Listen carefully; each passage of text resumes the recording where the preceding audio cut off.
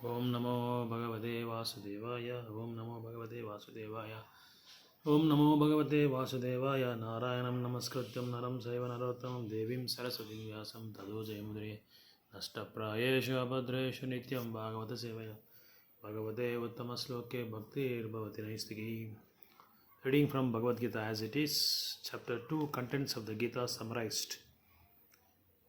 Verse number 3, 2-3.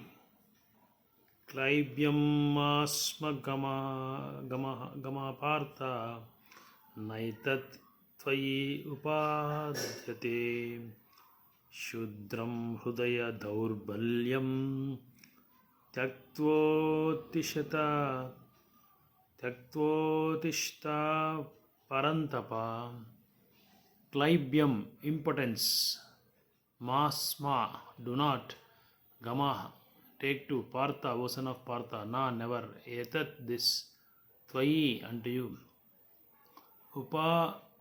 Upapadyate is befitting. Shudram, petty. Hrudaya, of the heart. Daurbalyam, weakness. Tyaktva, giving up. Uttishta, get up.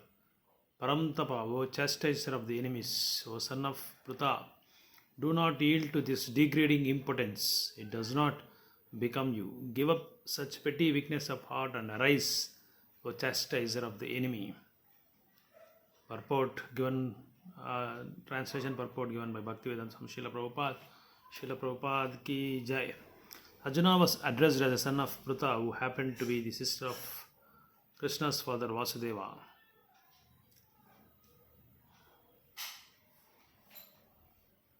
Therefore, Arjuna had a blood relationship with Krishna. If the son of Kshatriya declines to fight, he is a Kshatriya in name only, and if the son of a Brahmana acts impiously, he is a Brahmana in the name only. Such Kshatriyas, Brahmanas are unworthy sons of their fathers. Therefore, Krishna did not want Arjuna to become unworthy son of Kshatriya. Arjuna was the most intimate friend of Krishna, and Krishna was directly guiding him on the chariot.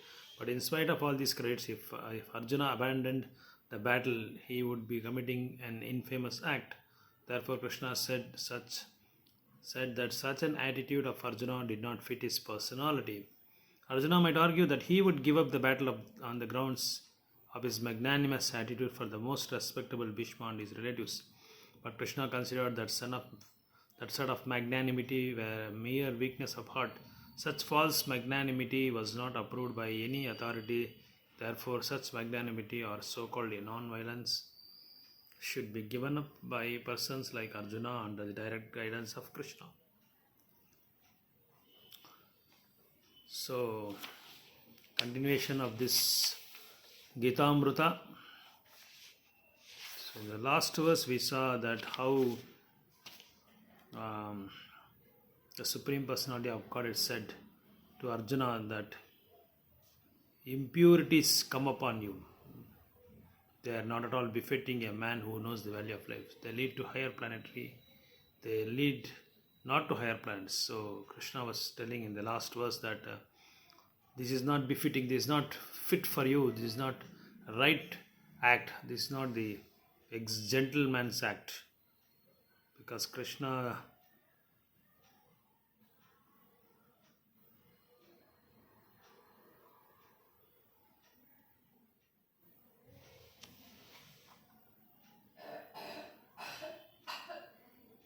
So in the last verse also we saw about Bhagavan and what is Bhagavan is called, and the three types of realizations, and we have also seen the examples of sun rise, sun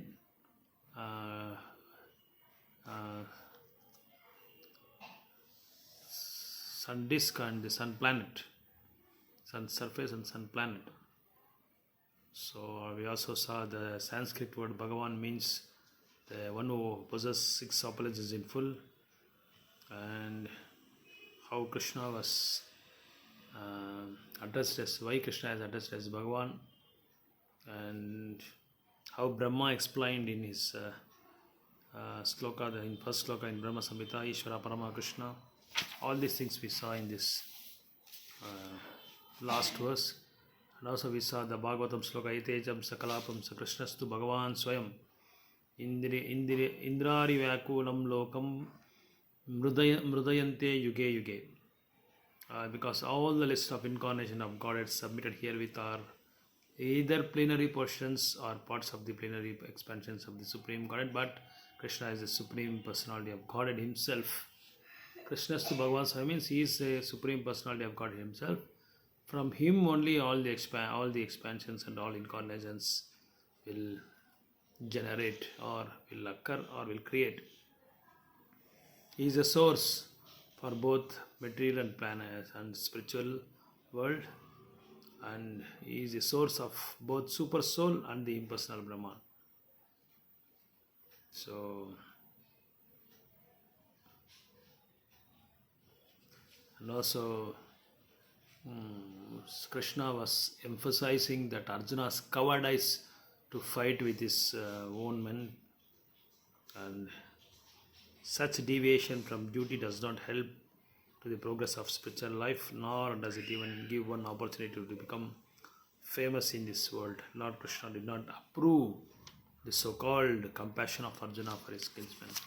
In this verse, Krishna says, Hrudaya Dhaurbalyam, that is, this word is greatly emphasized. So here Krishna is inducing and enticing Arjuna to fight with his, to fight against Kauravas. Because Arjuna was here addressed as son of Pruta because he has very close blood relationship with Krishna. Because Krishna's father and Arjuna's mother, Kunti Devi and Vasudeva, both are sisters. So,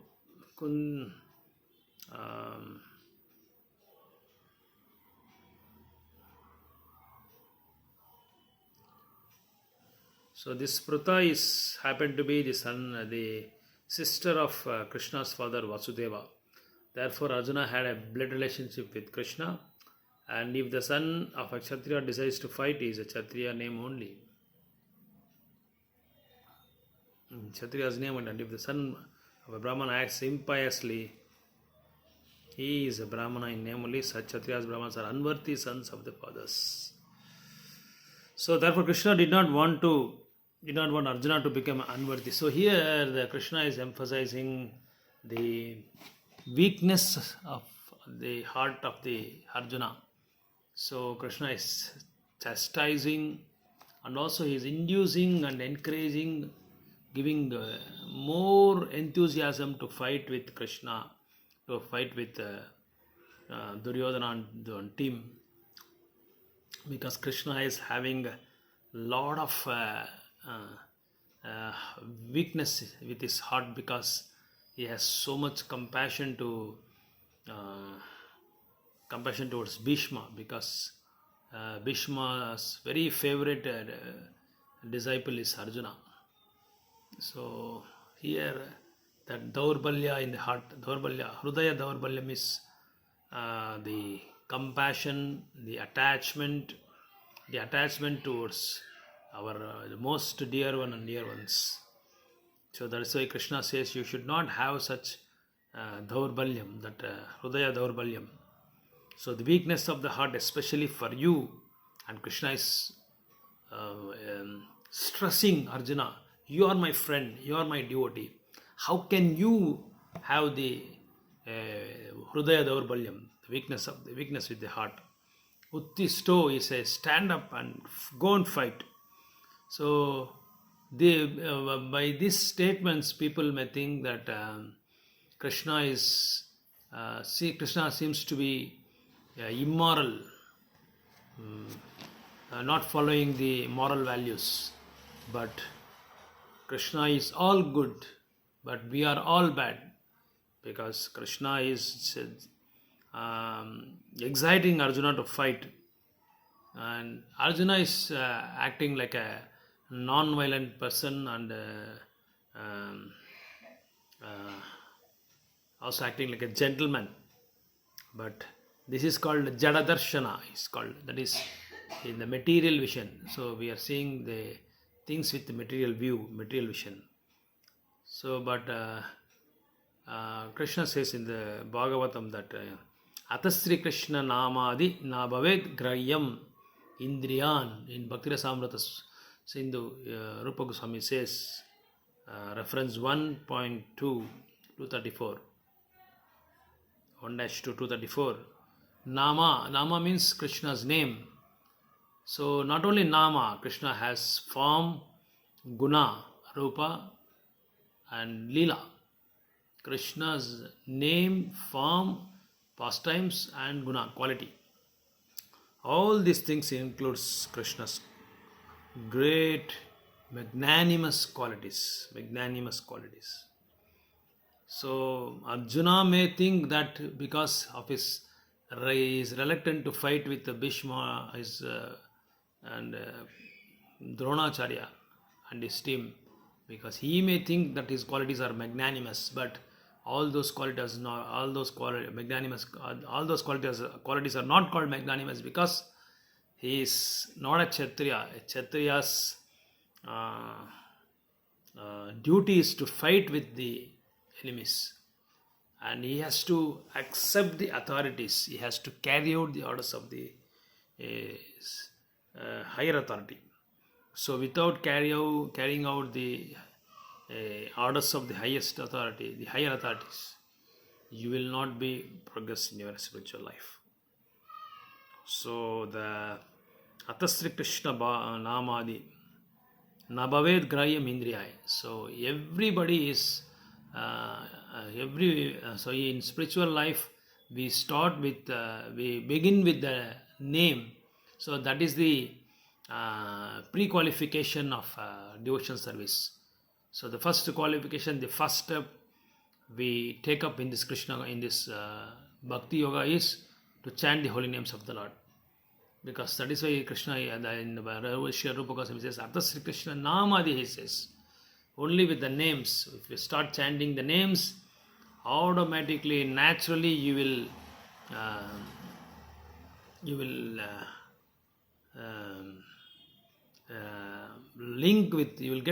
get connected to Krishna.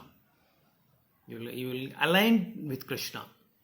So that is why people, the Vaishnava says, first start chanting, begin with chanting. So, and then we can start Shravanam, Kirtanam, all those things. So afterwards we can hear, Shravanam means hearing about the pastimes of Krishna. Kirtanam means chanting the holy names of the Lord. So by ordinary senses we cannot understand Krishna. We can understand Krishna only by hearing and remembering. We need to have a special eyes for understanding Krishna or to see Krishna. We cannot say, hey, Krishna, come here, I want to see your dance. We cannot say that. We need a special protection. We need a lot of sadhana, lot of achievements, and lot of austerities. And we need to dedicate. We need to give up our worldly things, and we need to give up our material desires and we need to go away from material contaminations. So just by chanting the holy names of the Lord, we cannot become purified. We get purification in chanting only by avoiding the 10 offenses mentioned in Padma Purana. So we have to facilitate to chant the holy names of the Lord. How to facilitate? Like example, if the wood is there, if it is very wet and we have to dry up the wood, so if we just ignite a fire, immediately it will catch fire. Similarly, we have to chant the holy names of the Lord by avoiding 10 offenses. That's how we can get purification. Otherwise, we will not get purification. Our chitta will not be purified. Our heart will not be, our consciousness will not be purified. So, because ordinary men cannot understand all these things, that is why we recommend them to chant Krishna's names and take the association of devotees and have in touch with devotees always. And also one more thing, we should always we should not give chance to Gramya Katha. Gramya Katha is not at all encouraged. That is called Prajalpa. Whenever we get time, just discuss about Krishna, speak about Krishna. Vachamsi Vaikunta Gunanu Varnane. It is called Vachamsi Vaikunta Gunanu Varnane. Means Vachamsi means talk. Talk about Krishna. Glorify about Krishna. Glorify about his devotees. So one has to follow the higher authorities. That is why Krishna is inducing Arjuna to fight, but we should not copy like Krishna. We should not copy like Krishna, because Krishna can say Krishna is all good, but we are all bad. So we cannot say I have to examine Krishna's qualities. I have to analyze Krishna's supremacy. That all we cannot say. We don't have that special eyes. We don't have that special consciousness. For that special consciousness, we should not have Hrudaya Dhaurbalyam. We should not have weakness with the heart. So to examine Krishna, it is not at all possible. So nobody should examine the supremacy of Krishna. So in those days, kings used to punish themselves when the criminal is found to be stolen or found to be prosecuted, found to be doing illegal activities. Immediately, the king, 100 years before, king used to take their sword and they used to chop off their hands immediately. So those rules were there even before 100 years also. Even in Kashmir, the kings were used to do all these things. In Kashmir, when the thief was brought before the king, and the king used to chop his heads if he is found stolen, because the king's order is, if anything is missed on the road or if anything is uncared, it should be laid down there itself, unless otherwise the person who is the owner of that particular belongings has to come and pick up the thing.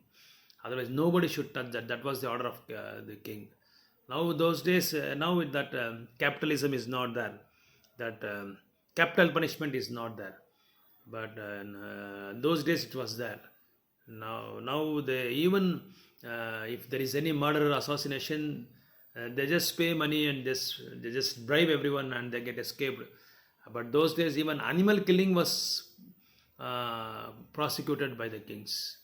They used to penalize the persons who slaughtered the animals. But nowadays, even human beings are chopped like goats and sheep, and cows are slaughtered like anything. And they take the milk from cow, but that means which is equal to mother. So they take everything from mother. They take all sort of health, all sort of goodness, all sort of what can I say? All sort of facilities from the mother cow, and they just chop up the mother like anything. They kill the mother. They kill the own mother who has given the mother milk feed. So such a cruelty is existing in this present society, and the concerned authorities are not at all cared about this. They are fallen deaf ears. So, but those days kings were very honest and authoritative, and they used to penalize the persons like anything, so that the same thing should not be repeated anywhere in the kingdom.